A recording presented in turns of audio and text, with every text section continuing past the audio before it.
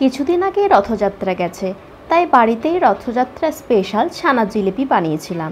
খেতে হয় একদম সফট ও জুসি। তাই ফার্স্টেই ছানা ফাটানোর জন্য 1 লিটার দুধ জাল করতে বসিয়ে দিয়েছি। এখানে ছানা ফাটানোর জন্য আমি ভিনিগারের সাথে জল মিশিয়ে ব্যবহার করেছি। ছানা কেটে গেলে একটি সুতির কাপড়ের সাহায্যে সমস্ত জল বের করে নিয়েছি। এবার ওই ছানাতে 1 চিমটি বেকিং সোডা, 1 চামচ মিল্ক পাউডার, 1 চামচ কর্নফ্লাওয়ার, হাফ চামচ ঘি মিশিয়ে ভালোভাবে মেখে নিয়েছি। এবারে এর থেকে গোল গোল লেচি কেটে নিয়ে লম্বাটে শেপ দিয়ে ঠিক জিলিপির মতো মুড়ে দিলাম।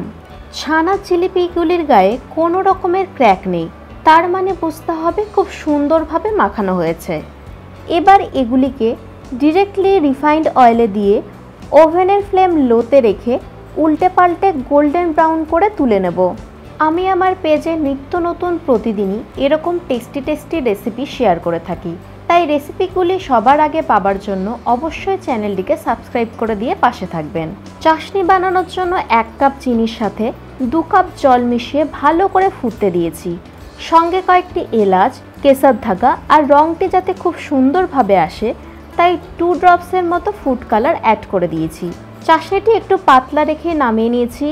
এবারে ওই ভেজে রাখা ছানার জিলিপিগুলিকে চাশনির মধ্যে ঢেলে দিয়ে 7 থেকে 8 ঘন্টার জন্য রেখে দেব, যাতে চাশনির সমস্ত রস শুষে নিয়ে ফুলে ফেপে ওঠে। একটি প্লেটে সার্ভ করব, ওপর থেকে একটু ড্রাই ফ্রুটস আর কেশর ধাগা দিয়ে পরিবেশন করব। দেখুন কতটা জুসি এবং সফট লাগছে। দেখতে যতটা সুন্দর, খেতেও হয় ভারী মজার।